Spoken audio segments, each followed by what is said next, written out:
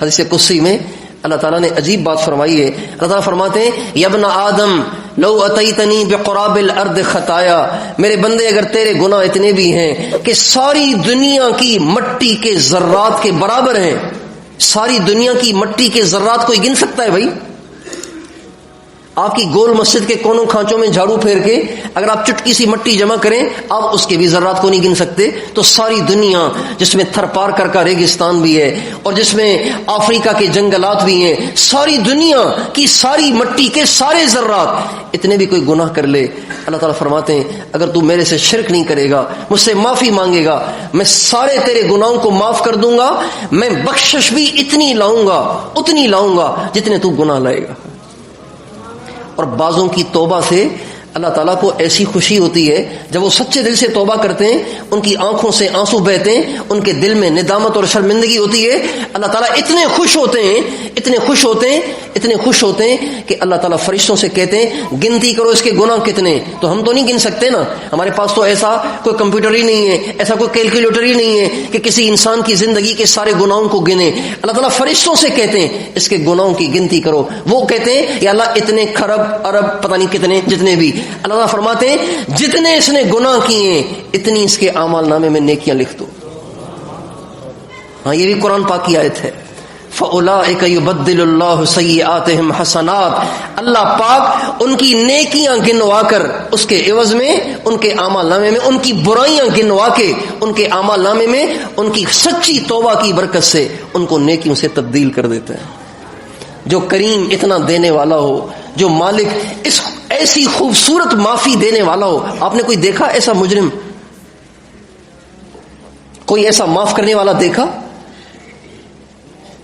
جس نے 1 کروڑ کی چوری کی ہو اور اس کو جیل میں ڈال دیا گیا ہو، اور اس نے ایسی آہوزاری کی ہو کہ حکومت نے نکلتے وقت اپنی جیب سے اس کو کروڑ روپے دے دیے ہوں، برائی کے بدلے میں اس سے نیکی کی ہو، اس کی سیئات کے بدلے میں اس کو حسنات دے دی ہوں؟ ایسا تو کبھی بھی نہیں ہوتا. لیکن وہ مالک کریم ہے، وہ مالک کون و مکان ہے، وہ ماؤں سے زیادہ مہربان ہے، وہ ماؤں سے زیادہ اپنے بندوں سے پیار کرنے والا ہے. جب وہ خوش ہو جاتا ہے تو پھر وہ ایسے بھی کر لیتا ہے کہ اس کی برائیاں گنوا کے اس کے عوض میں اس کو نیکیاں دے دیتا ہے. ہمارے نبی کی ایک حدیث عجیب یاد آ گئی، ٹائم بھی ہو رہا ہے، میں آپ کو سنا دیتا ہوں. ہمارے نبی کا ارشاد ہے کل قیامت کے دن ایک گناہ گار کو لایا جائے گا، ایک گناہ گار کو لایا جائے گا، اس کے اعمال نامے کو کھولا جائے گا، اللہ کے سامنے ہوگا. اچھا قیامت کے دن جو حساب کتاب ہوگا نا وہ اجتماعی نہیں ہوگا، انفرادی ہوگا. یہ جیسے اجتماعی میں آپ سے پوچھوں ہاں بھائی آپ سب نے فجر کی نماز پڑھی تھی، اب آپ میں سے کوئی ہاں کرے گا، کوئی نہ کرے گا، کوئی خاموش رہے گا اپنے آپ کو چھپانے کے لیے. لیکن وہاں ایسے نہیں ہوگا، ہر ایک کو الگ بلایا جائے گا، الگ بلایا جائے گا. زندگی کا حساب دو، ہر پل کا حساب دو، ہر منٹ کا حساب دو، ہر دن کا حساب دو، ہر رات کا حساب دو، ہر تنہائی کا حساب دو، ہر محفل کا حساب دو. یہ حساب ہوگا. ایک بندے کو بلایا جائے گا، اس کے اعمال نامے کو بھی ساتھ ساتھ لایا جائے گا. اللہ تعالیٰ فرشتوں سے کہیں گے سناؤ اس نے کیا کچھ کیا ہے. تو فرشتے چھوٹے چھوٹے گناہ گنوائیں گے، چھوٹے چھوٹے گناہ. پہلے اللہ کہیں گے ان کے چھوٹے چھوٹے گناہ پہلے نکالو، بڑے بعد میں گناہو، پہلے چھوٹے گنواؤ. چنانچہ فرشتہ ایک چھوٹا گناہ گنوائے گا. اللہ کہے گا کیا تھا تم نے؟ وہ بیچارہ شرمندہ ہوگا کہ اللہ کیا تھا.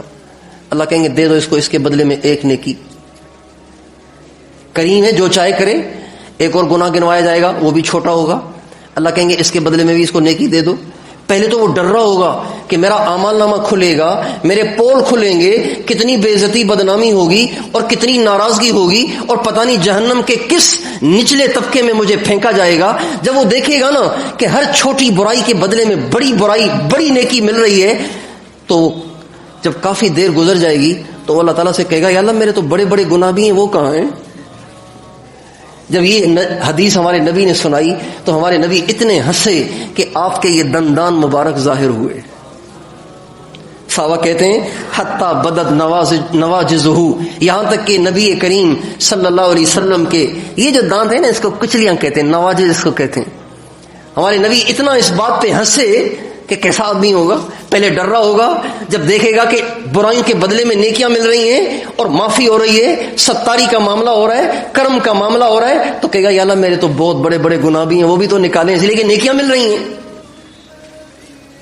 بتائیے کیسا کریم ہے. مولانا روم رحمۃ اللہ علیہ فرماتے ہیں گر زند یک صدائے کرم ابلیس گوید نصیب برم. جب قیامت کے دن وہ کرم کی صدا لگائے گا, کرم کی آواز لگائے گا, بخشنے پہ آئے گا, تو ابلیس کہے گا اب تو میرا بھی نمبر آ جائے گا, مگر اس کا نہیں آئے گا. ایسا وہ بخشنے والا ہے.